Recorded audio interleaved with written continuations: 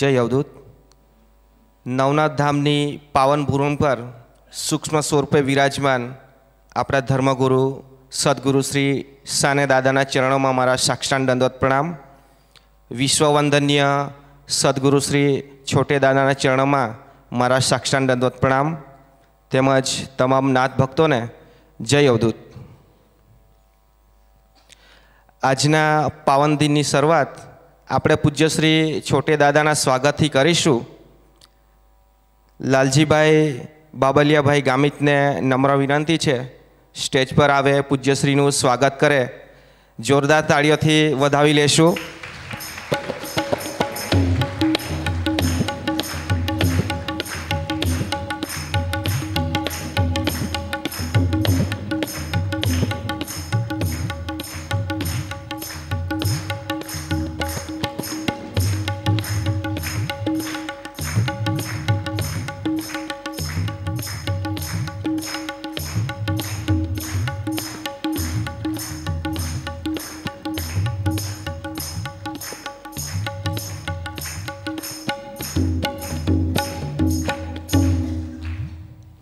આજે નવનાથ ધામમાં નવા વર્ષનો પ્રથમ થાળ ધરાવવામાં આવ્યો। માતાજી ભગવાન દત્તાત્રેય ઈષ્ટ દેવતા અને સદ્ગુરુને દરેક કાર્ય સફળ થાય, વિઘ્ન દૂર થાય અને વિશ્વનું કલ્યાણ થાય એ અર્થે દર વર્ષે થાળ ધરાવવામાં આવે છે। આપણે સૌ નસીબદાર છીએ કે આજે મહાપ્રસાદનો લાભ લઈ શક્યા। આજનો ભંડારો ગુરુલીન ડાયાભાઈ હીરાભાઈ પટેલના સ્મરણાર્થે જયાબેન ડાયાભાઈ પટેલ દ્વારા મગદલ્લા સુરત તરફથી રાખવામાં આવ્યો હતો। નેપાળ પ્રવાસના નામો નોંધવાની આજે છેલ્લી તારીખ છે। જેમના પણ હજી નોંધાવાના બાકી હોય તો આજે સમય છે, નોંધાવી દેશો। દત્ત જયંતિ મહોત્સવ આવી રહ્યો છે। તારીખ 7 ડિસેમ્બર બુધવારના રોજ દત્ત જયંતિ મહોત્સવ ઉજવવામાં આવશે। આ દિવસે દત્ત ગોરક્ષ પાદુકા પૂજન રાખવામાં આવ્યું છે। આ પૂજામાં જે ભાગ લેવા માંગતા હોય ઓફિસના ટેબલ પર 350ની ફી ભરી નામ નોંધાવી પૂજામાં બેસી શકે છે। શ્રદ્ધામય પુરુષાર્થનું લાવાજમ રિન્યૂ કરવાનો સમય આવી ગયો છે। તેમજ જેમણે નવા નામ લવાજમ ભરવાના હોય તેઓ પણ 320 રૂપિયાની ફી ભરી લવાજમ નોંધાવી શકે છે। આજના પાવન દિને પૂજ્ય શ્રી છોટે દાદાને નમ્ર વિનંતી છે કે એમની પાવન વાણી પ્રવાહિત કરે। જય અવધૂત। गुरु ब्रह्मा गुरु विष्णु गुरुदेवो महेश्वरा गुरु साक्षात् परब्रह्म तस्मै श्री गुरवे नमः। ध्यानमूलं गुरुमूर्ति पूजामूलं गुरुपदं मन्त्रमूलं गुरुवाक्य मोक्षमूलं गुरु कृपा। या देवी सर्वभूतेषु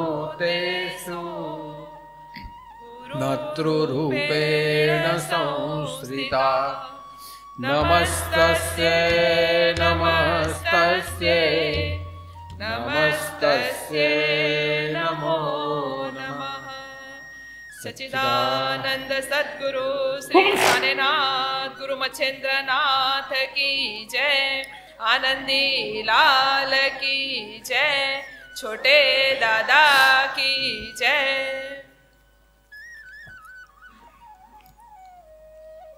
हम सबके हृदय में ज्ञान स्वरूप में उपस्थित, प्रेम स्वरूप में उपस्थित ऐसे हमारे सद्गुरु श्री सानेनाथ जी के चरणों में मेरे कोटि कोटि नमन। और आज के दिन वार्षिक महानैवेद्य के पावन दिन पे इष्ट देवता नवनाथ 84 स्थित माँ भगवती श्री महाकाली, महालक्ष्मी, महासरस्वती, नीनाई देवी देवता, काल भैरव, खंडोबा एवं भगवान दत्तात्रेय के चरणों में मेरे कोटि कोटि नमन। और जो भी नाथ भक्त यूट्यूब के माध्यम से हर गुरुवार के विचार गंगा का श्रवण और दर्शन कर रहे हैं, और जो भी नाथ भक्त आज नवनाथ धाम में उपस्थित रहते हुए आज की विचार गंगा का श्रवण कर रहे हैं, ऐसे सभी नाथ भक्तों को, सभी धर्मप्रेमी भाई बहनों को मेरा जय उदूत, जय जय मच्छिंद्र समर्थ और आदेश। त्वदीय वस्तु गोविंदम तुभ्यम मेव समर्पये गृहाण सन्मुखो भूत्वा प्रसीद परमेश्वर। यह शास्त्र का यह श्लोक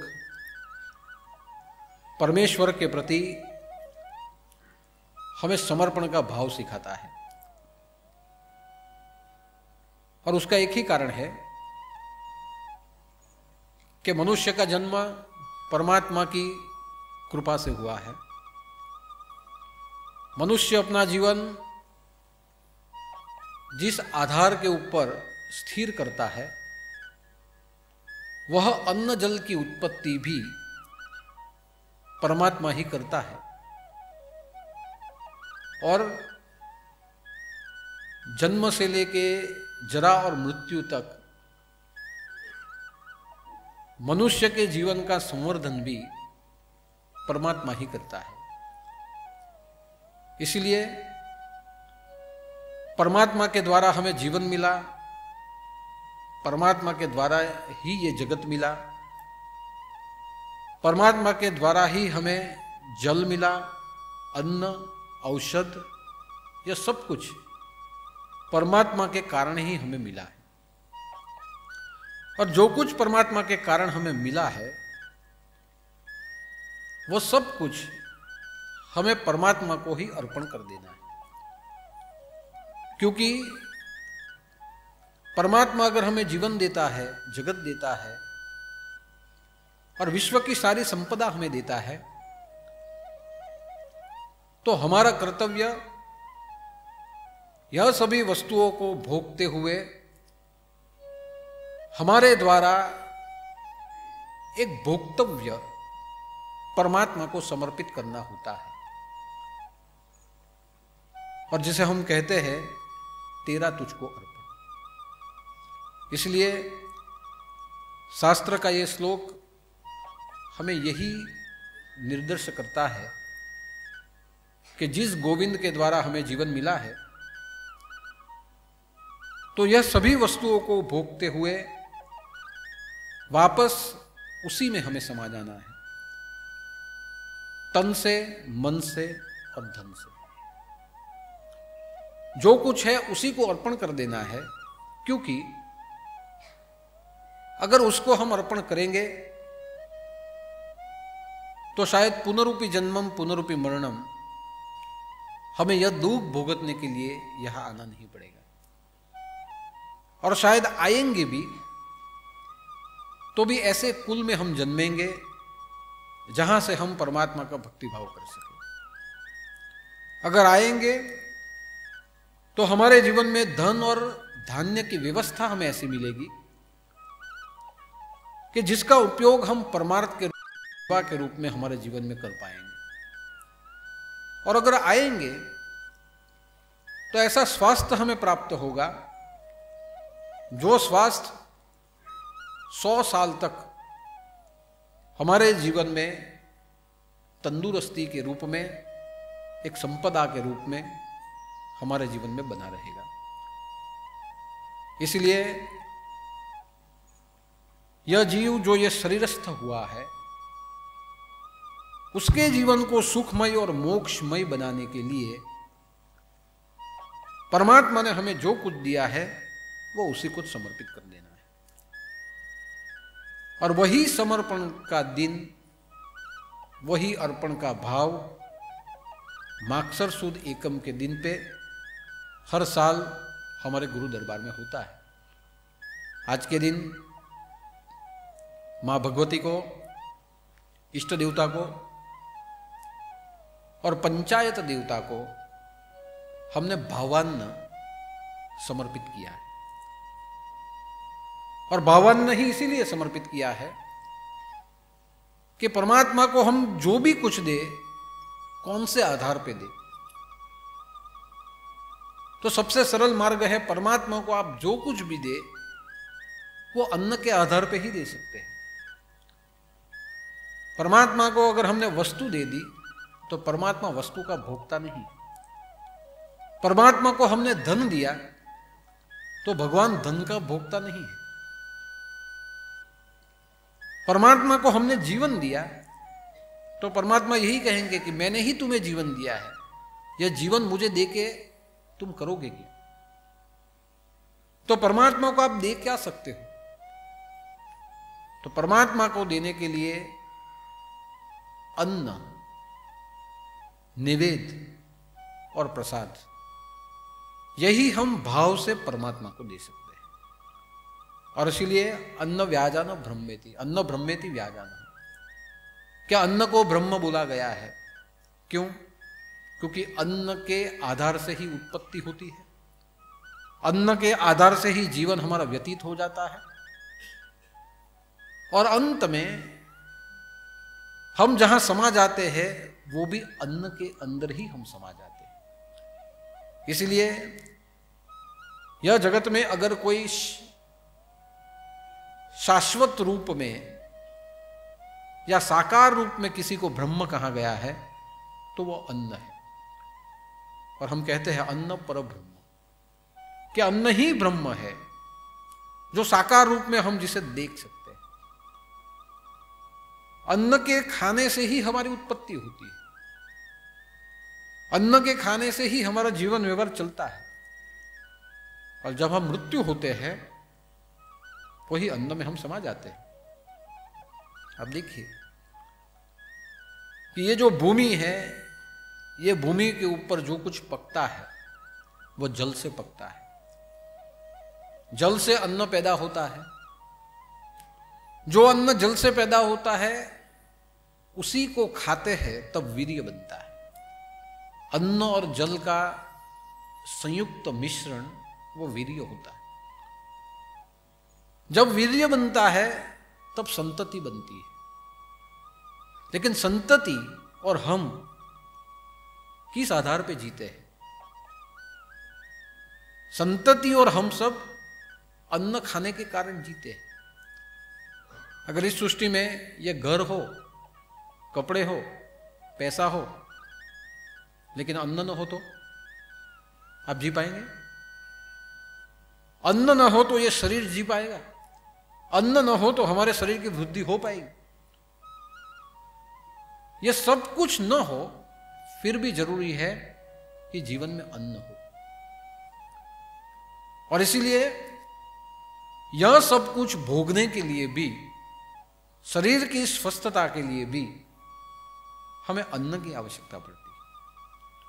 और वही अन्न खाके 100 साल तक हम सब जीते हैं। जब अन्न खाने से और योग्य रूप में जब अन्न नहीं पचता है और तब जब हमें रोग पैदा हो तो रोग को समाप्त करने के लिए भी औषध की जरूरत पड़ती है। औषध क्या है? तो औषध भी अन्न है, क्योंकि औषध भूमि से पैदा होता है। वनस्पति, जड़ी बूटी, ये भूमि से पैदा होती है, वनस्पति से पैदा होती है। वनस्पति बरसात से पैदा होती है। बरसात जब भूमि में पड़े तब वस्तु पैदा होती है, वनस्पति पैदा होती है। तो जब जो हम अन्न खाए और अन्न जब न पचे और जब रोग हो जाए, हमारे जीवन पे संकट आ जाए, तो रोग से मुक्त होने के लिए भी औषधि, अन्न की ही जरूरत पड़ती है। और जब हम मृत्यु हो जाए जब हम मृत्यु हो जाए तब हमें जला दिया जाता है। जला देने के बाद हमारा शरीर जब जलता है तो वायु रूप होके वो धुआं बन के आसमान में चला जाता है। अग्नि रूप होके वो तेजोमय हो जाता है। और जो भी कुछ राख बचती है वो राख को जल के अंदर प्रवाहित करते हैं, तब वही राख जल के साथ भूमि के अंदर वापस समाहित हो जाती है। तो आप सोचिए कि अन्न के द्वारा ही उत्पत्ति है, अन्न के द्वारा ही जीवन है, और जब हम मरते हैं तो वापस वही अन्न में समा जाते हैं। आज जितना भी कुछ हम कमाते हैं, जो भी कुछ हम कमाते हैं, उसका उपभोग करने के लिए भी, जीवन जहां है वहां रखने के लिए भी हमें अन्न की आवश्यकता होती है। क्योंकि अगर अन्न न हो तो यह शरीर बनता नहीं। बिना अन्न के रक्त नहीं बनता, बिना अन्न के वीर्य नहीं बनता, बिना अन्न के मांस नहीं बनता। जितने भी हमारे अंदर स्त्राव होते हैं, ये सभी अन्न खाने से ही बनते हैं। इसीलिए अन्न को शाश्वत ब्रह्म कहा गया है और साकार ब्रह्म कहा गया है, जिसे आप देख सकते हो। किसी को देने के लिए पैसा ना हो, लेकिन कोई आए, उसे देने के लिए एक अगर रोटी भी हो और वो भी हमने दे दी, तो वो खा के भी सामने वाले व्यक्ति की भूख शमती है। और जब उसके पेट में रोटी जाती है तो उसे एक दिन का जीवन मिल जाता है। कोई गाय आए और उसे चारा दे दिया जाए, तो गाय का अन्न है चारा, तो उसे जब गाय को चारा दे दिया जाए तो गाय को एक दिन का जीवन मिलता है।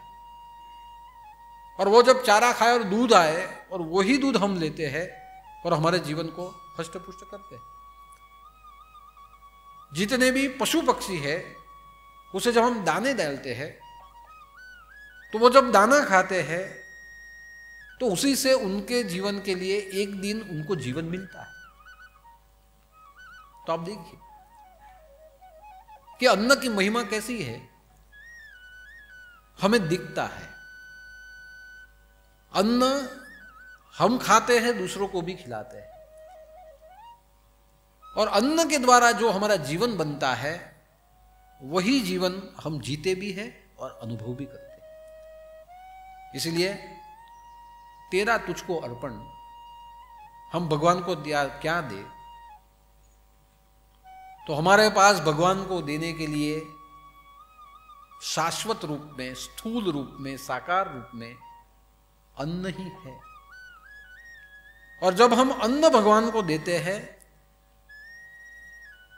और भगवान को कहते हैं कि भगवान हम तुम्हें अन्न समर्पित कर रहे हैं, इसका प्रेम से स्वीकार करिए, तो भगवान अन्न का स्वीकार नहीं करते, लेकिन अन्न के साथ जो हमारा भाव है उसका स्वीकार करते हैं। जब आप अन्न बनाओ तब भाव कि मैं भगवान के लिए बना रहा हूं। जब आप अन्न भगवान को समर्पित करो तो श्रद्धा कि मैं भगवान को भोजन खिला रहा हूं और भगवान खाते हैं, ऐसी एक श्रद्धा। बनाने के लिए भाव, भगवान को भोग धराने के लिए श्रद्धा। और जब भगवान को भोग धरा दिया जाए, वो भोग वहां का वहां रह जाए, वो बन जाता है प्रसाद। और प्रसाद जो भाव से आप ग्रहण करते हो उसे कहते हैं आत्मभाव। देखिए कि एक अन्न अर्पण करने से वापस वही अन्न हमें प्रसाद के रूप में मिलता है, और वो बन जाता है आत्मभाव। बनाने के लिए भाव, भगवान को धराने के लिए श्रद्धा, और वही अन्न जो धराया हुआ है उसे जब हम प्रसाद के रूप में लेते हैं, जब हम खाते हैं, वो आत्मभाव हो जाता है। और जब वो आत्मभाव होता है, इसीलिए हमारे खराब कर्म जितने हैं वो खाने से कट जाते हैं। जितने भी हमारे अंदर विकार है वो नष्ट हो जाते हैं। और प्रारब्ध के कारण हमारे शरीर को जो कुछ भी तकलीफें है वो प्रसाद आरोगने से नष्ट हो जाती है। तो एक अन्न जब हम भगवान को चढ़ा दे तो वही अन्न हमारी उन्नति का कारण बनता है। पैसा भगवान को आप चढ़ाइए, पैसा वहीं रहेगा। भगवान पैसे का उपयोग करते ही नहीं। हाँ, भाव का उपयोग कर लेंगे, श्रद्धा से पैसा दिया जाएगा, लेकिन भगवान को चढ़ाया हुआ पैसा आप वापस नहीं ले सकते। तो भाव और श्रद्धा तो पहुंचती है, लेकिन जो पैसा दिया है हम वापस नहीं ले सकते, उसका उपयोग कर ही नहीं सकते। वो मंदिर निर्माण के काम के लिए या किसी और कार्य के लिए चला जाता है। अगर संस्था ठीक ठाक हो तो, और अगर संस्था ठीक नहीं हो तो दूसरे उपयोग के लिए चला जाता है। यानी आत्मभाव की पुष्टि पैसे से नहीं होती। कोई वस्तु आप दे दीजिए, भगवान वस्तु का उपयोग करते ही नहीं, वो तो निर्गुण निराकार है। जो निर्गुण निराकार है वो साधन का उपयोग नहीं करता, और जहां साधन का उपयोग होता ही नहीं, और साधन तो नश्वर है, इसलिए साधन का कोई उपयोग नहीं होता। सोने चांदी भगवान को चढ़ा दीजिए, लेकिन जो पैसे में भाव है वही होगा, भावना और श्रद्धा पहुंचेगी, लेकिन वापस उसका उपयोग नहीं हो सकता। और जहां उपयोग नहीं हो सकता वहां आत्मोन्नति नहीं। हाँ, अगर संस्थान या क्षेत्र योग्य है तो सेवा कार्य के लिए उसका उपयोग किया जाए, और योग्य नहीं है तो उसका कहीं भी उपयोग हो सकता है। इसलिए आज का जो दिन है वो भगवान को भाव अन्न समर्पित करने का दिन, आज का दिन श्रद्धान्न समर्पित करने का दिन, और आज का दिन आत्मभाव से प्रसाद को दिवस यानी माक्षर सुद एकम का दिन। हम साल में 2 बार नैवेद्य धराते हैं, और जब साल में 2 बार नैवेद्य होता है, फागण पूर्णिमा के दिन, फागण सुद एकम के दिन और माक्षर सुद एकम के दिन, और आज का दिन है माक्षर शुक्ल पक्ष एकम। भगवान को भोग भाव से धरा दिया जाता है, श्रद्धा से भगवान आरोग रहे हैं ऐसी कल्पना की जाती है, और जो बचा हुआ प्रसाद हम लेते हैं वो आत्मभाव से हमारी हथेलियों में या हमारे भोजन के पात्र में हमें ले लेना होता है। लेकिन ये सब कब होता है? जब आपके अंदर भक्ति हो तो। भाव हो लेकिन भक्ति न हो तो? તમારામાં ભાવ હોય ને ભક્તિ નહીં હોય તો ભવાય.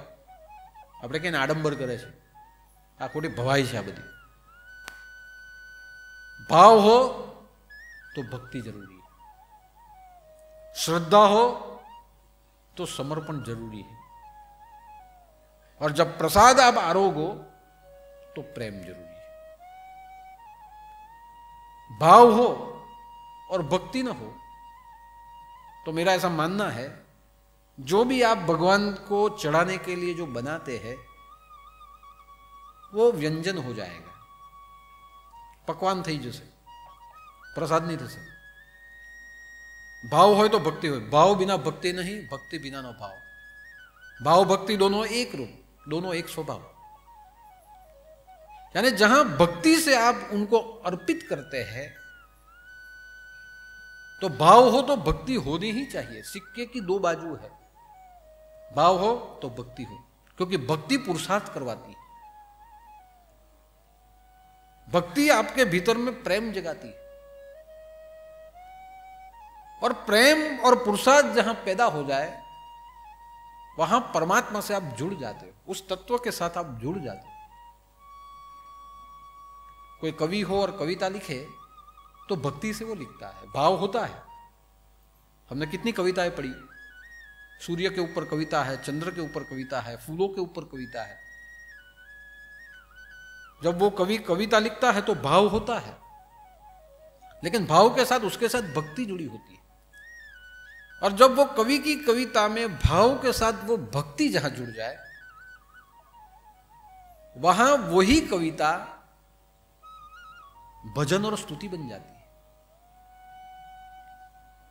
हमने देखा है पुराणों में कितनी स्तुतियां हैं, मां भगवती की कितनी स्तुतियां हैं. ये सब स्तुति किसने लिखी? ऋषि मुनियों ने लिखी, विश्वामित्र ने लिखी, शंकराचार्य, श्रीमद शंकराचार्य ने ज्यादा से ज्यादा स्तुतियां बनाई. श्रीमद शंकराचार्य ने बनाई, विश्वामित्र ने बनाई, अगस्त्य मुनि ने बनाई. कितनी स्तुतियां हैं, उसे स्तुति क्यों कहा गया? उसे स्तुति इसीलिए कहा गया क्योंकि जिस भगवान के लिए वो लिखते थे, पहले तो उसमें भाव था, भाव था, साथ में भक्ति थी। भक्ति थी इसीलिए लिख सकते थे। भक्ति यानी पुरुषार्थ, उससे का जुड़ने का एक पुरुषार्थ। और जहां पुरुषार्थ आ जाता है वहां दृष्टि बदल जाती है। भक्ति जहां आती है वहां दृष्टि बदल जाती है। तो जिस भगवान के लिए वो स्तुति लिखी जाती थी, वो भगवान उसको कण कण में दिखता था। हर एक के साथ ऐसा ही व्यवहार होता था कि हर सब में भगवान है। तब जाके यही भक्ति भाव से, यही दृष्टि से वहां स्तुति यानी कविता लिखी जाती, स्तवन लिखे जाते थे। और वह स्तवन में जब प्रेम जुड़ जाए, वो लिखते लिखते जब दृश्य उसे दिखने लगे, प्रेम जुड़ जाए, तो वो स्तुति बन जाती है। यानी भगवान के लिए जो भी कुछ आप लिखो वो स्तुति। अपने गुरु के लिए जो भी कुछ आप लिखो वो भजन। गुरु के प्रति जब भक्ति जुड़ती है वो भजन बन जाता है। कवि जब भी कोई कविता लिखता है तो वो कविता में वो भक्ति से जुड़ जाता है, और जो वो भक्ति से जब जुड़ जाता है वहां प्रेम पैदा होता है। यानी कविता जब पढ़ो तो हमें प्रेम की अनुभूति होती है कि कितना सुंदर पर्यावरण के लिए, वनस्पति के लिए कितना सुंदर लिखा है, कितना प्रेम इसमें से झलकता है। चंद्र के प्रति कितना प्रेम है, सूर्य के प्रति कितना प्रेम है, फूलों के प्रति कितना प्रेम दिखता है। जब आप वो पढ़ते हो तो प्रेम का भाव वहां से प्रकट होता है। जब कभी किसी वस्तु के लिए लिखा जाए, या आप किसी भी वस्तु के लिए लिखो, प्रकृति की किसी भी वस्तु के लिए लिखा जाए तो वो कविता होती है। भगवान के लिए लिखा जाए तो स्तुति होती है। गुरु के लिए लिखा जाए तो वो भजन होता है। लेकिन भजन, स्तुति, कविता, ये जो भी कुछ लिखते हैं उसका तात्पर्य क्या है? जिस चीज के लिए लिखा जाए उसकी प्रसन्नता, उसको प्रसन्न करने के लिए, उसकी प्रशस्ति के लिए शब्दों के रूप में, राग के रूप में, भजन के रूप में, ये सब प्रशस्तियां उसकी प्रसन्नता के लिए लिखा जाता है। और प्रसन्नता क्यों? कि भगवान प्रसन्न होंगे तो हमारा जीवन सुखी हो जाए। तो भगवान प्रसन्न होंगे, हमारा जीवन सुखी होगा, यह भी एक भाव है। और इसीलिए भजन लिखा जाता है, स्तुति लिखी जाती है। ठीक उसी प्रकार भगवान की पूजा क्यों की जाती है? भगवान प्रसन्न हो इसलिए, भगवान की प्रसन्नता के लिए। भगवान की जब पूजा करो तो षोडशोपचारी पूजा क्यों की जाती है? 16 पदार्थों से क्यों पूजा की जाती है? त्रिशोपचारी पूजा 30 पदार्थों से क्यों की जाती है? षोडशोपचारी पूजा, पंचोपचारी पूजा 5 पदार्थों से क्यों की जाती है? राजोपचारी पूजा, सृष्टि के जितने भी पदार्थ है भगवान को चढ़ाने के भाव से पूजा क्यों की जाती है? भगवान की प्रसन्नता। क्योंकि भगवान अगर प्रसन्न होंगे तो आपके मन में जो इच्छा है वो पूरी हो जाएगी। आपके मन की इच्छा भगवान की प्रसन्नता से पूरी होती है। सेठ अगर प्रसन्न होगा तो आपकी तनख्वाह बढ़ेगी। सरकार अगर प्रसन्न हो जाएंगे तो તમારો પગાર પંચ વધી જશે। પછી તમે નોકરી કરવા વાળા માણસોનો પગાર કોણ વધારે? સરકાર।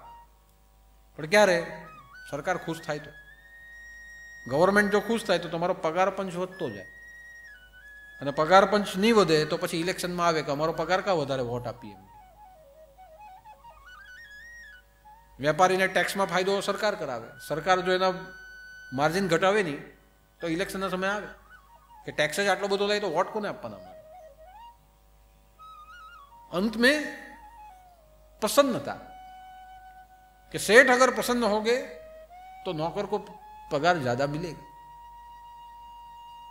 मां अगर प्रसन्न होगी तो बेटा जो चाहता है वो उसे मिल जाएगा। पिता अगर प्रसन्न होंगे तो आप जो चाहो वो मोबाइल आपको मिल जाएगा। आज मोबाइल, लैपटॉप, बाइक आज જોઈએ। पप्पा मानता ज नहीं। बधानी पासे आईफोन ने मारी पासे पेलो एम के सादो सैमसंग। પછી પેલો છોકરો વાંકો થવા માંડે. છોકરો વાંકો થાય, કેમ ભાઈ વાંકો થાય? બધાની પાસે તો મને નહીં લઈ આપે, તો મારું વિચારવું જોઈએ ને એમને.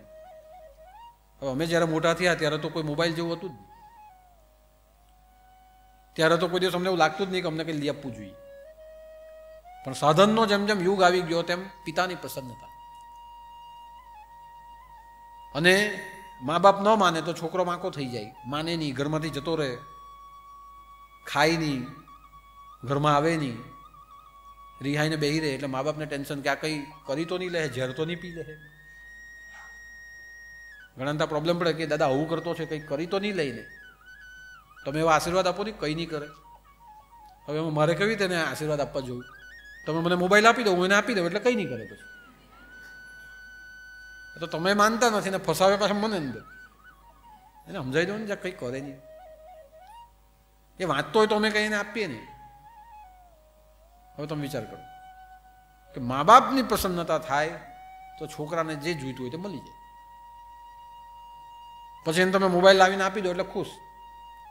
પછી ખુશ. પછી તો મોબાઈલને એટલો બધો પ્રેમ કરે કે એમાંથી બહાર જ નહીં નીકળે. લેપટોપમાં એટલો ઘૂસે બહાર નહીં નીકળે. ટેબ્લેટમાં એટલો જાય બહાર નહીં નીકળે. પછી જાતે જાતે જ ખરીદી કરતો થઈ જાય, ઓનલાઈન જ બધું મંગાવતો થઈ જાય. પેલા ઘરમાં પેલો આવે ત્યારે જ ખબર પડે કે આ ક્યાંથી આવી ગયું. બેઠા બેઠા મંગાવી લીધું. હવે તમે વિચાર કરો. પછી પાછા કે હવે દાદા હું કરી આવવાનું, શું કરવાના બોલો?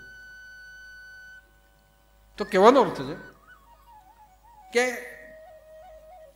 नैवेद्य भगवान को देना, भगवान की पूजा करना, भगवान के भजन करना, ये जो भी कुछ है, या हमारे संसार में हम जो भी कुछ करते हैं, प्रसन्नता. पत्नी पति की भक्ति, पत्नी अगर पति की भक्ति करे, पति की सेवा करे, पति की सेवा ही पत्नी की भक्ति है. कि पत्नी एवी हो जाए पति की भक्ति करे, भक्ति करे એટલે આખા નામના એના આખા દિવસ એના નામના મંજીરા કઈ થોડા વગાડ્યા કરે, એનું નામ લઈને કઈ થોડી ગાયા કરે. सेवा पुरुषार्थ. पत्नी अगर पति की सेवा करती है और पति अगर प्रसन्न हो जाता है तो वो जो चाहे वो उसे मिलता है. એને સાડી મળે, એને નવી જનસ મળે, એને હોટલમાં ખાવા સારું લઈ જાય, બધું મળે, ગાડી મળે, બધું મળે. और पति अगर पत्नी की भक्ति करता है तो वो जो चाहे वो उसे मिलता है. आवतानी हाथे पाणीनी पण पहलू चा मळे तमने. તમે જે માંગો તે તમને મળે, જે બનાવવા કહે તે બનાવી દે, તમે જેમ કહો તેમ ચાલે. અને સૌથી શાંતિ, સૌથી ખરું, તમે ઘરમાં આવો એટલે તમારી સાથે શાંતિથી વાત કરે. વાત કરે ને એટલે અડધું તમને ટેન્શન જતું રહે. હવે ઘરમાં શાંતિ. ઘણાના પ્રશ્નો છે આ. એટલે આટલી બધી મહેનત કરીને એમ કે ઘરમાં આવીએ પણ જેવું ઘરમાં આવે તેમ કે મોડું ચડેલું જ હોય. મેં કોઈ એની પ્રસન્નતા કર, તું બી ભક્તિ કરે, તારી કરે તો હવે એની ભક્તિ કર. એટલું બધું કે મોડું ચડા, આપણું મગજ ત્યાંથી કંટાળીને આવે, ઘરે બી એવું ને એવું રહે. પણ તમે પાછા અહીંયા આવે, આપણે શાંતિથી, મારે જે કહેવાનું હું કહી દઉં, ભાઈ આવું કરતા નહીં હવે. હવે એમ કે બહુ શાંતિ છે, હવે આવતાની સાથે બહુ ખુશ રહે. આખું માણસનું મન હલકું થઈ જાય, માણસનું જીવન પરિવર્તિત થાય, शांति लागे. तो पत्नी अगर पति की सेवा करे वो ही उसकी भक्ति है, तो वो जो चाहे उसे, उसकी प्रसन्नता से जो चाहे वो मिलता है.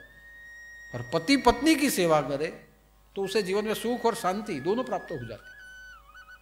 तो ये जो कुछ भी होता है, समर्पण करना, भाव से समर्पित करना, भक्ति से करना, श्रद्धा से करना, अंत में लक्ष्यांक ही है कि प्रसन्नता. और जब प्रसन्नता हो जाती है तो आप जो मांगो वो मिलता है.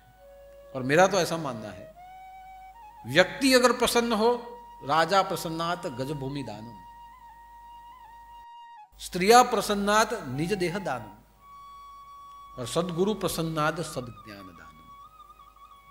कि राजा जब प्रसन्न हो जाता है तो कोई उसे भूमि मांगे तो भूमि दान दे देता है, धन मांगे तो धन दान दे देता है, हाथी घोड़ा मांगे तो हाथी घोड़ा दान दो हो जाता है. जो मांगे वो मिल जाता है. स्त्री प्रसन्नाज निज देह दानम. स्त्री अगर प्रसन्न हो जाए तो अपना देह अपने पुरुष को दे देती है.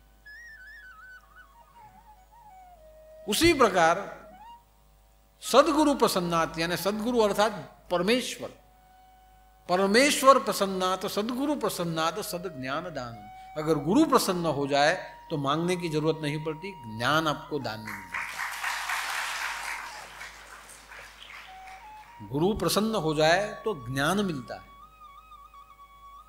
और ऐसा ज्ञान मिलता है कि जो जन्म और मृत्यु से मुक्त कर दे, सुख और दुख से मुक्त कर दे, अशांति और उद्वेग से हमें मुक्त कर दे। जैसे अर्जुन को मिला गीता में, भगवान ने ज्ञान दिया, परमेश्वर प्रसन्नाद सद ज्ञान दान। भगवान ने क्या दिया? ज्ञान दान दिया। भगवान जब प्रसन्न होते हैं तो ज्ञान दान होता है, हमें वस्तु का दान नहीं होता, क्योंकि वस्तु टूटेगी तो वापस हम भगवान के पास ही जाएंगे। टूटी गई एम के गाड़ी लीधी बगड़ी गई, गाड़ी लीधी तो पंचर पड़ी गई, लीधी तो पड़ी ने, लीधी नहीं હતી તો હું હતું? બધું જ છે દાદા, તમારી કૃપાથી બધું જ મળી ગયું, પણ હારું કોણ જાણે કેમ ગાડી જ બગડ્યા કરે। હવે ગાડી તને આપી હો ને હવે બગડે તો મારે જ પાછું રિપેર કરવાની ને, કઈ એવી કૃપા કરી દો ને કે બગડ નહીં થાય। કઈ વાંધો નહીં, હું આવી લઉં, પાના પેચિયા લઈને આવું તમારે ત્યાં પછી। હવે તમે કહો કે આપણે બધાએ તો છે ને, આપણે બધાએ ભગવાનને અને ગુરુદેવને આપણે બધાએ નોકર બનાવી દીધા છે કે તમે અમને માંગો તે આપી દો, તમે આ આપો, તમે અમને પેલું આપો, પેલું બગડે તો આમ કેમ થયું, ફલાણું કેમ થયું, ઢીકણું કેમ થયું। लेकिन प्रसन्नता जब होती है तो सबसे पहले सद्ज्ञान मिल जाता है। आज दुनिया में ज्ञान से ज्यादा चाहिए क्या? जो कुछ है ज्ञान है, और जहां ज्ञान मिल जाता है स्वयं को समझने का, वहां हमें खुद पता चल जाता है कि हमें कुछ इच्छा रखने की जरूरत नहीं। मां जब प्रसन्न होती है तो बालक को सब कुछ मिलता है। बालक जो भी कुछ मां से मांगे, बालक की औकात क्या है? मांगे खिलौना। बालक ज्यादा से ज्यादा खिलौना मांग सकता है, क्योंकि बालक की बुद्धि ही ऐसी होती है कि मां से ज्यादा खिलौना मांग सकता है, ज्यादा से ज्यादा चॉकलेट मांग सकता है, ज्यादा से ज्यादा कोई वस्तु, दूसरों का देखा हुआ वस्तु मांगता है। हम वही करते हैं ना, दूसरों का देखा हुआ मांगते। दूसरे ने गाड़ी ली, भगवान मारी पास गाड़ी होगी। दूसरे का घर बन गया, अमारू एक माળ છે એના જેવું 2 માળ અમારું થવું જોઈએ। दूसरों का देख के ही हम मांगते। दूसरों के पास पैसा है वही हम पैसा मांगते। दूसरों का देखा हुआ, जैसे बच्चा मांगता है, बच्चे की बुद्धि कितनी होती, दूसरों का देखा हुआ वो सब मांगता है, खिलौना मांगता है, खाना मांगता है, हम वही तो मांगते। लेकिन मां जो होती है वो वही देती है जो बच्चे के लिए फायदे कारक हो। कभी मां किसी बच्चे को जहर नहीं देती, हम जहर मांगते हैं। मां किसी बच्चे को जहर नहीं देती, क्योंकि उसे पता है कि बच्चा जहर खाएगा तो मर जाएगा। मां कभी अपने बच्चे को कड़वा आहार नहीं देती, क्योंकि उसे पता है मेरा बच्चा खाएगा उसे कड़वा लगेगा, कड़वा लगेगा, वो रोएगा। मां कभी बच्चे को ज्यादा तीखा नहीं देती, क्यों? उसे तकलीफ होगी। मां के पास जो भी मांगो मां वही देती है जो बच्चे के स्वास्थ्य के लिए अच्छा होता है। ठीक वैसे ही हम में और परमात्मा में वही संबंध है, इसीलिए तो उसे परम पिता बोला गया है। क्यों पिता? उसे इसीलिए पिता बोला गया है, या उसे उसीलिए माता बोला गया है। उसे हम तू कहते हैं, परमात्मा को हम तू कह के बुलाते हैं। क्यों तू कहते हैं? तू मां को कहा जाता है। मां ने बाप हो તમે જુઓ, मां ने તમે શું કહો? તું। અને પિતાને તમે। હા, ઘણાના ઘરમાં બંનેમાં તું તું જ ચાલે પછી, પણ પિતા આવે ત્યાં તમે એમ કે, અને માं આવે ત્યાં તું। કેમ પિતાને તમે? પિતા અને બાળકની વચ્ચે એક ડિસ્ટન્સ છે, કોઈક મર્યાદા છે। પોતાનું મન પોતાના પિતા આગળ ખોલી નહીં શકે, એને ધાક છે, એને બીક છે, પિતા કઈ કહેશે, અનુશાસન છે। પણ માં હોય તો તું આમ કર, તું તેમ કર, તું આમ નહીં કર્યું, તું આપણે બધી ફરિયાદ કોને કરીએ? માને। તો પરમાત્મા માં અને બાપ આ બંનેનું કોમ્બિનેશન એક છે, इसलिए परमात्मा को जो ज्ञानी है, जो वेद, जो तत्वज्ञानी है, उसने परमात्मा को पिता कह दिया कि ये परमात्मा पिता है। क्यों? ज्ञान। उनके ज्ञान ने उसे एक मर्यादा समझाई, तत्व ने उसे एक मर्यादा समझाई। और जहां ज्ञान आता है वहां डिसिप्लिन आ जाता है। जिसमें ज्ञान नहीं उसमें डिसिप्लिन नहीं। और इसीलिए कभी कुछ होता है हम बोलते हैं ज्ञान, आप में ज्ञान नहीं है, गुरु दरबार में आने का ज्ञान नहीं है, गुरु दरबार में बैठने का ज्ञान नहीं है। तो जहां ज्ञान आ जाता है वहां एक मर्यादा होती है। तो तत्वज्ञानियों ने वेदोक्त, जिसने वेदों को समझा है, जिसने तत्व को समझा है, जो ज्ञान मार्गी है, वो परमात्मा को पिता मानते हैं। लेकिन जो भक्ति मार्गी है वो परमात्मा को माता मानते हैं, तू।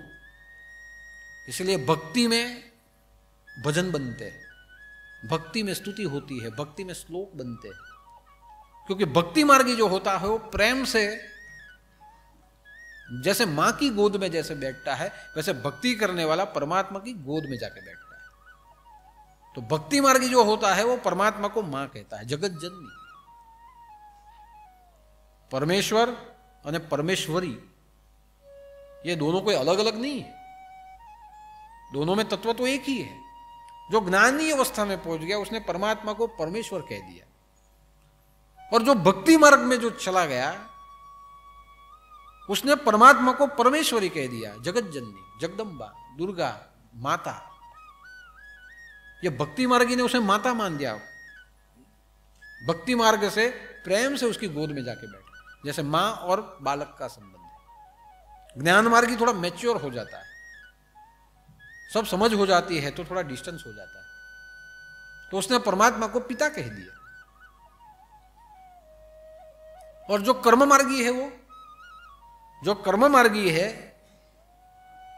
जो कर्म करना जानता है, पाप और पुण्य जो देखता है, आज इसके जीवन की गति कर्म, मुझे जो भी है मुझे कर्म करने हैं, सदकर्म करने हैं, परमार्थ करना है, उसने परमात्मा को आत्मा मान लिया। एक ने परमपिता परमेश्वर, एक ने परमेश्वरी, और दूसरे ने आत्मा यानी परमात्मा, तो उसने परमात्मा माना। क्योंकि जो मुझ में है वो इसमें है, तो मेरे पास जो है मैं उसको क्यों न दूं? मुझे जो पीड़ा है वो उसको पीड़ा है, तो मेरे पास जो है उससे उसकी पीड़ा दूर होती है, तो मैं उसे क्यों न दूं? उसे भूख लगती है, मुझे लगती है तो उसे लगती है। अगर उसके पास खाने के लिए नहीं है, मेरे पास है, तो मैं उसे क्यों न दूं? पहनने के लिए नहीं है तो मैं क्यों न दूं? तो जो कर्म मार्गी है उसने परमात्मा माना, जो मुझ में है वो उसमें सेम, एक समान हो गए। और एक समान हो गए तो दुख महसूस हुआ कि उसे ठंडी लगती है तो मुझे लगती है, उसे भूख है तो मुझे भूख है, तो उसे भी हो सकती है।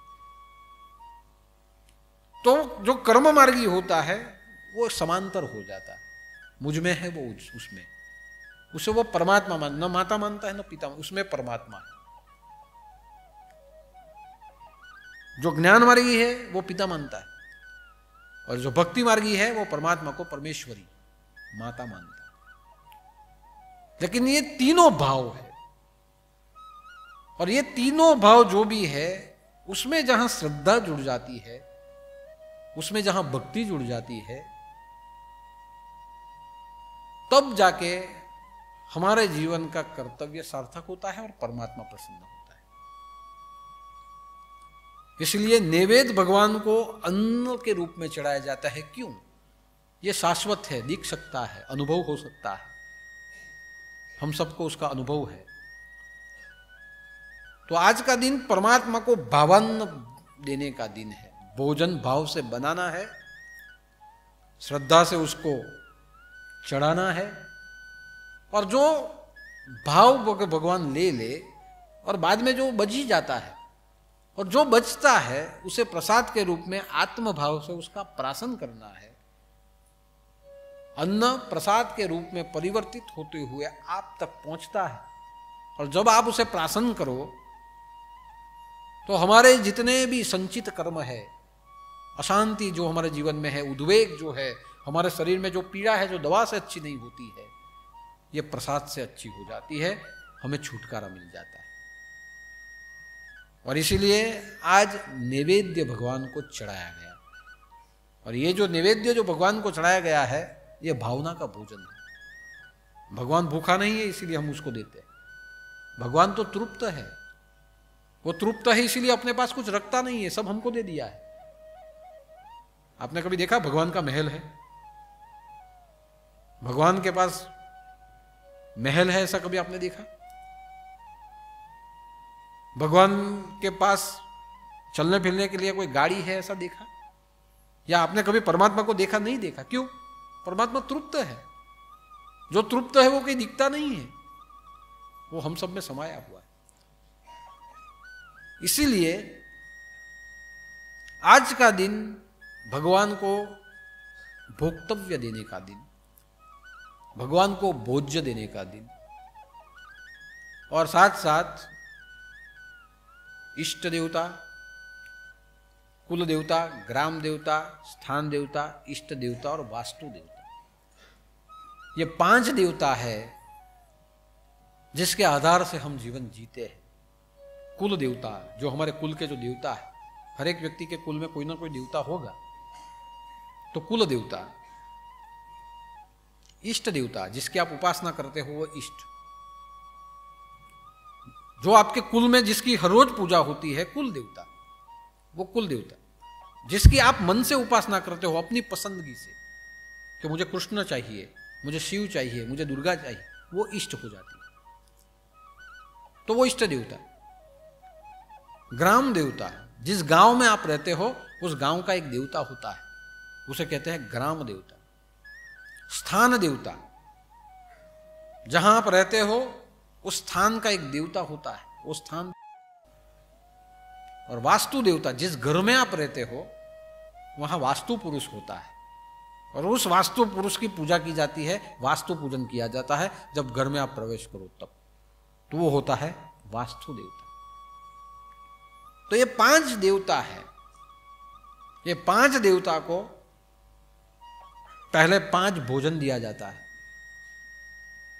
उसके बाद मां भगवती को भोजन दिया जाता है, जो हमारे जीवन में चेतना शक्ति के रूप में है। बुद्धि, शक्ति, शांति, माता, क्षुधा, हमारी भूख, ये सब स्त्रीलिंग है। अब देवी कवच जब पढ़ेंगे तब उसमें है या देवी सर्वभूतेषु क्षुधा रूपेण संस्थिता, या देवी सर्वभूतेषु शक्ति रूपेण संस्थिता, मातृ रूपेण संस्थिता। ये सब जो है बुद्धि रूपेण संस्थिता, चेतना रूपेण संस्थिता, ये सब जो है ये हमारे अंदर की जीवंत चेतना है। अगर ये ना हो तो हमारा जीवन नहीं होगा। तो बुद्धि स्त्रीलिंग है, शक्ति रूप है। इसीलिए जितनी भी स्त्री स्वरूपी चेतना है, स्त्रीलिंग शक्ति, जो अगर न हो, मनुष्य का जीवन हो लेकिन बुद्धि न हो तो मन बुद्धि हो जाएंगे। वाणी न हो, वाणी स्त्रीलिंग, तो आप गूंगे हो जाएंगे। तो ये जितनी भी शक्ति है हमारे जीवन को चलाती है, उसके लिए उसे मां भगवती समझते हुए उसको नैवेद्य दिया जाता है।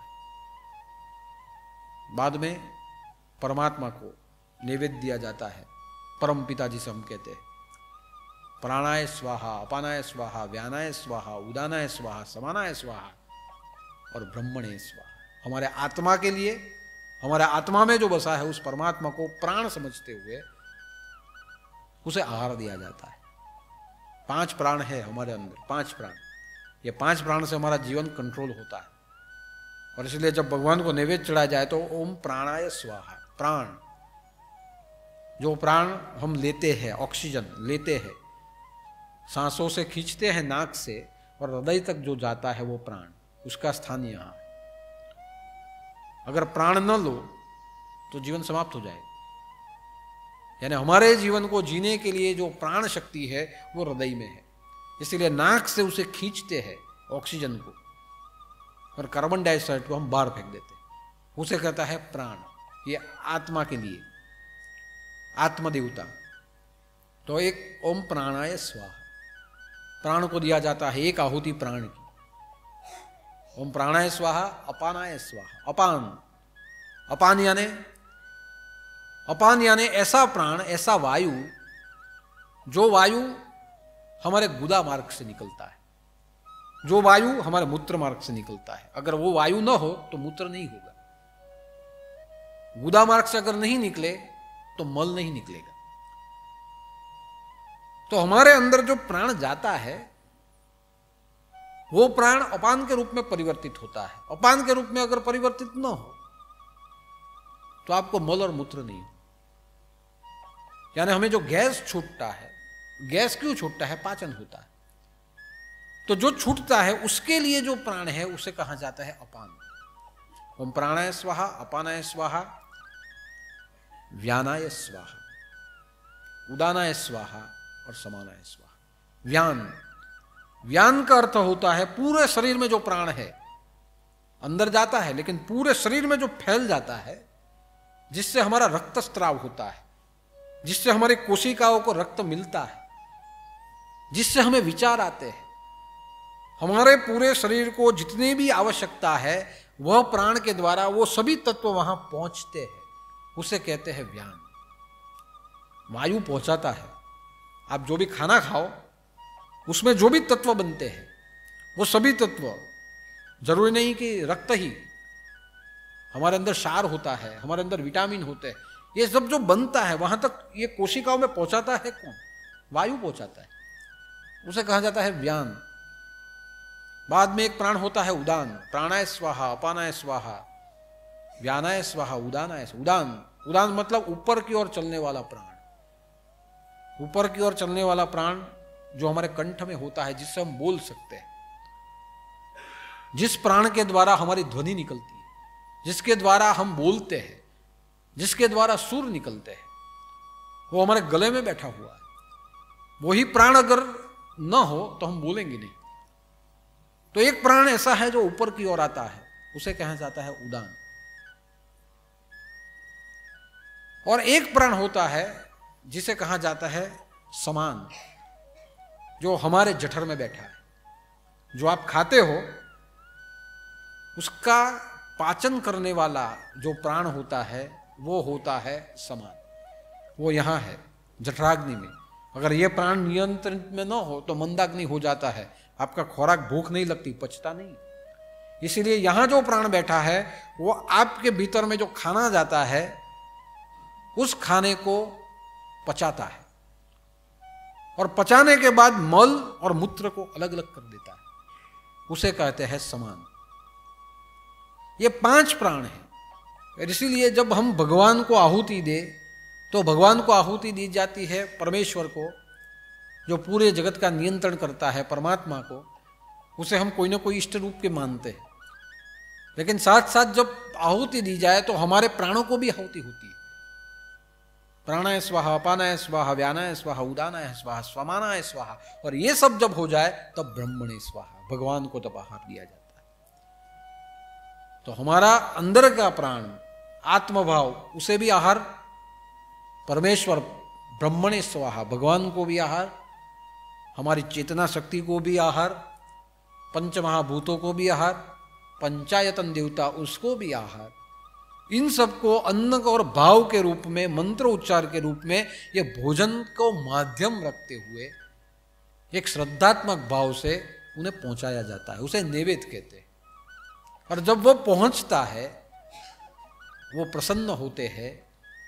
हमारे अंदर में जब पहुंचता है ये भाव, तो प्रसन्न होते हैं, तो हमारे शरीर की क्रिया ठीक ठाक रहती है।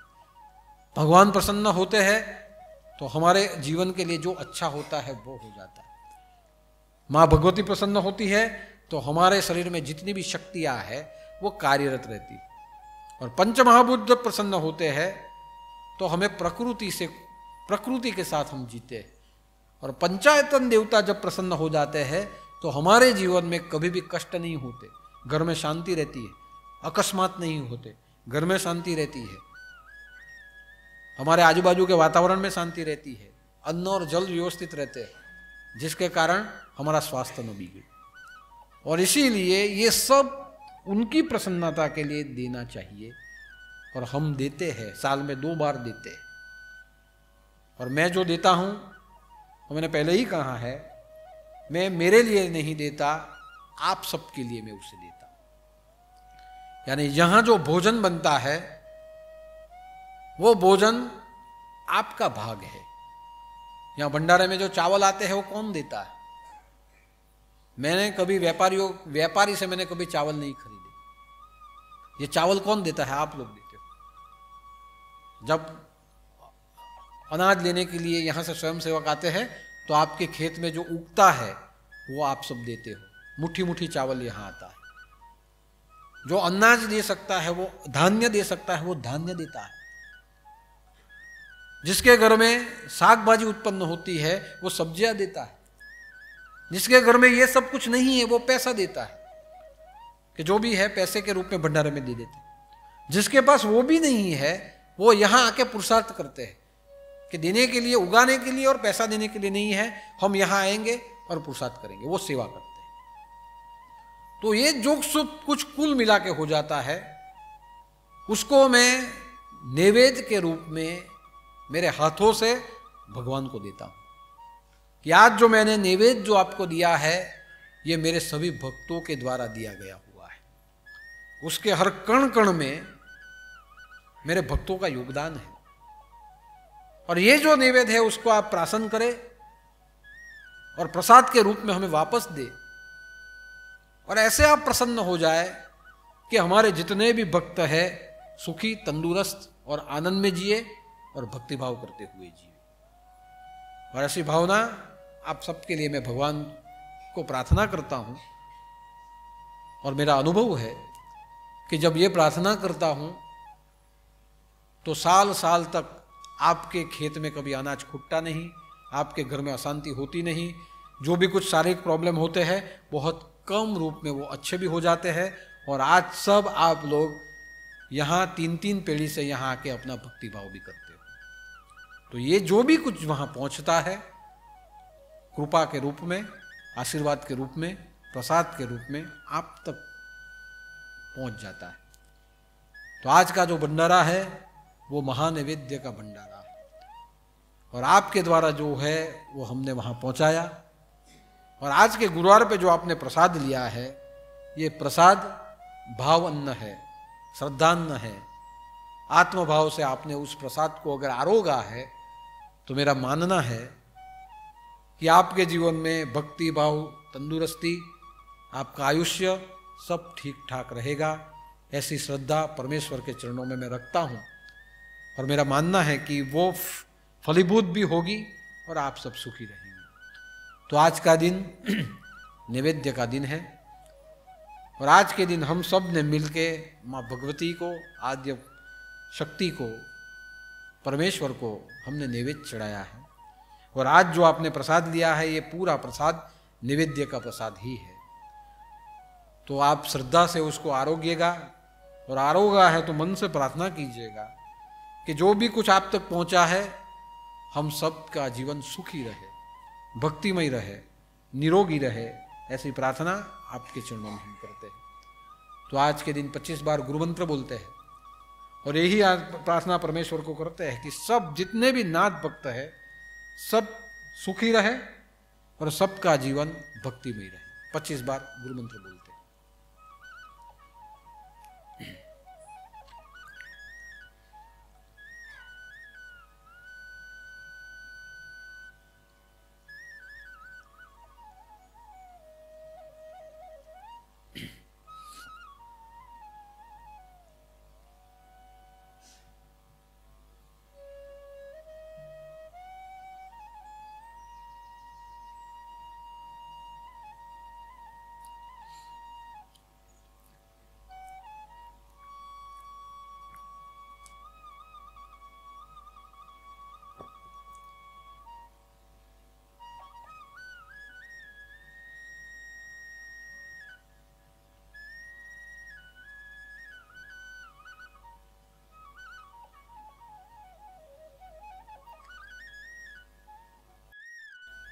गोरक्ष झालंधर चरपटाश्च अडवङ्गकानीफमच्छेन्द्रराज्य चौरंगी रेवाणक भर्तुहरिसज्ञा भूम्यां बभुर्नवनाथ सिद्धः। जय जय मच्छेन्द्र समर्थ, जय जय मच्छेन्द्र समर्थ, जय जय मच्छेन्द्र समर्थ। सारनाथ महाराज की जय, छोटे दादा की जय, अम्बे मात की जय, योगेश्वरी मात की जय, काड़ भैरव नाथ की जय, सदगुरु देव की जय, नवनाथ चिंतन श्री गुरुदेव दत्त।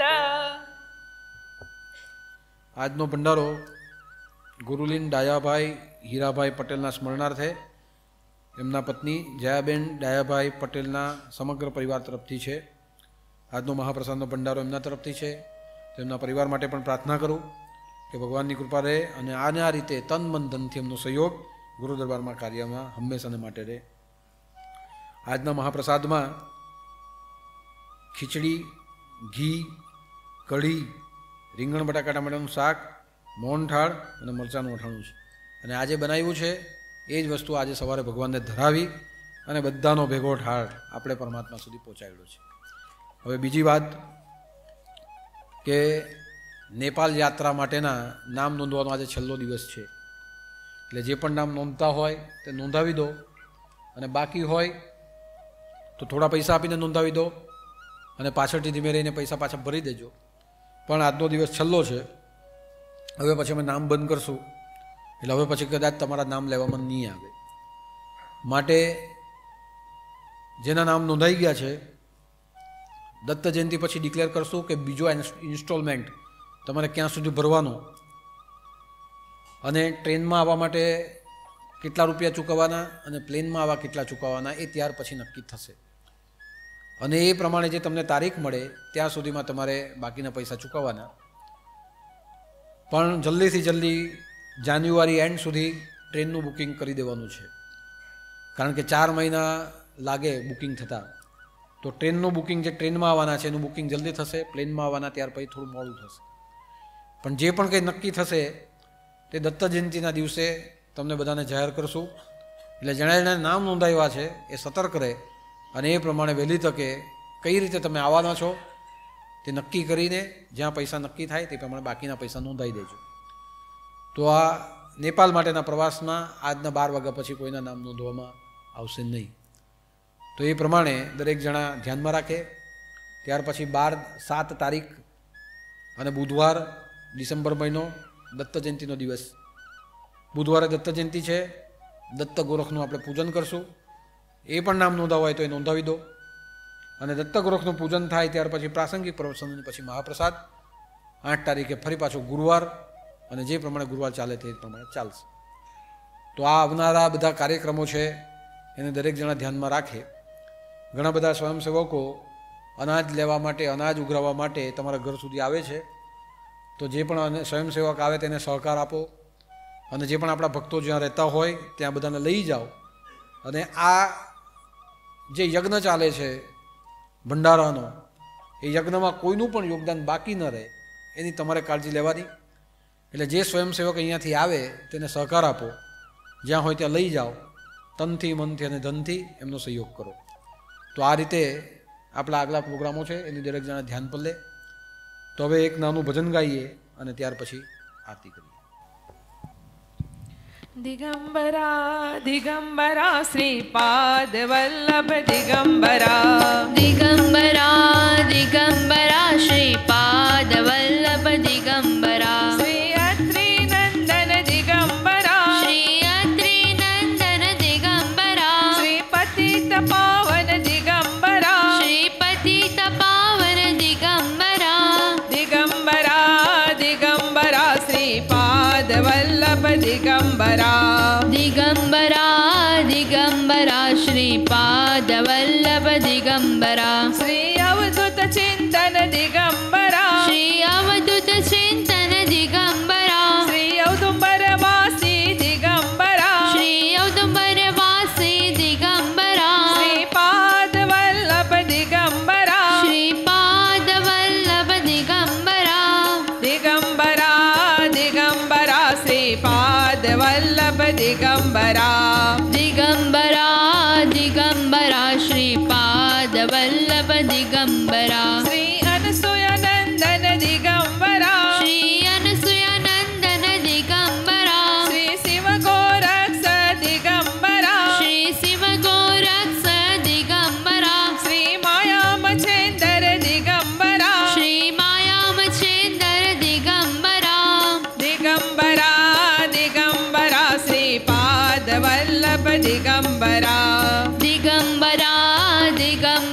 श्रीपादवल्लभ दिगंबरा श्री साने चिंतन दिगंबरा श्री साने चिंतन दिगंबरा श्री छोटे चिंतन दिगंबरा श्री छोटे चिंतन दिगंबरा दिगंबरा दिगंबरा श्रीपाद वल्लभ दिगंबरा दिगंबरा दिगंबरा श्रीपादवल्लभ दिगंबरा दिगंबरा दिगंबरा श्रीपाद वल्लभ दिगंबरा दिगंबरा दिगंबरा श्रीपादवल्लभ दिगंबरा श्रीपाद वल्लभ दिगंबरा श्रीपादवल्लभ दिगंबरा नमः पार्वती पते हर हर महादेव।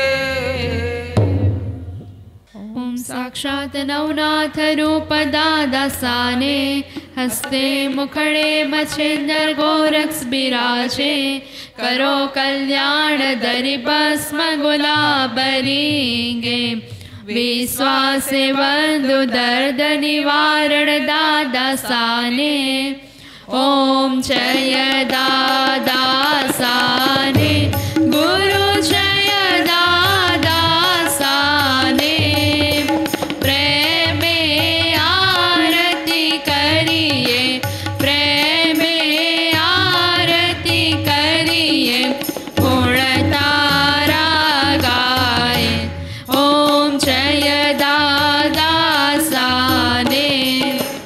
तुम माता तुम पिता गुरु प्राण सखा बंधु गुरु प्राण सखा बंधु तू चेतन निदारा तू चेतन निदारा तू करुणा सिंधु ओम जय दादासाने तुम अक्षरधामी गुरु तुम अक्षरधामी गुरु तुम अक्षरधामी पुराण ब्रह्म सनातन पुराण ब्रह्म सनातन तुम अंतरयामी ओम जय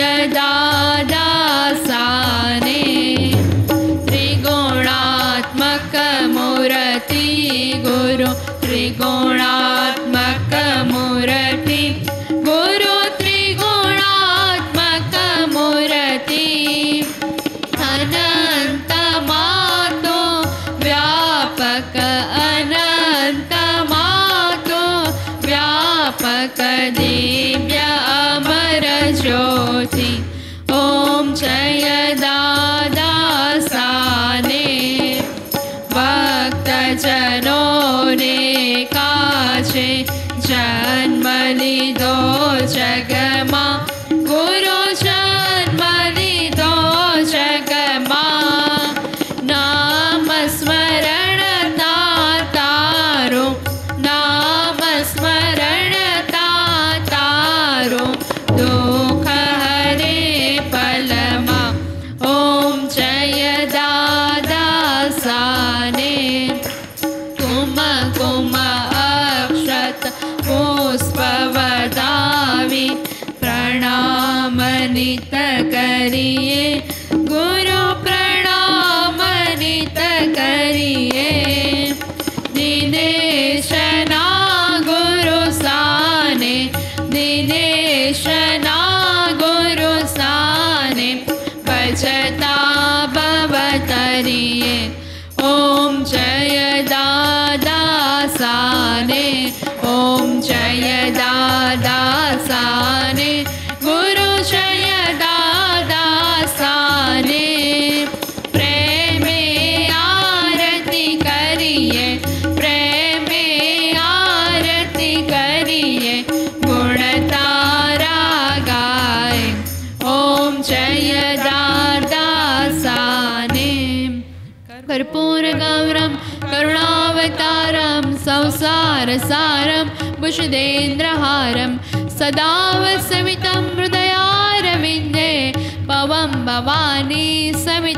प्रणमामि मङ्गलं भगवान् विष्णु मङ्गलं करुणध्वज मङ्गलं कुण्डलिकाक्ष मङ्गलाय तनोहरि सर्वमङ्गलमाङ्गल्ये शिवे सर्वार्थसाधिके शरण्ये त्र्यम्बके गौरी नारायणी नमोस्तुते वन्दनं प्रतिवन्दनं हस्ते च नमादाय पुष्पाभिवन्दनम्। धुंधले नाथ की जय।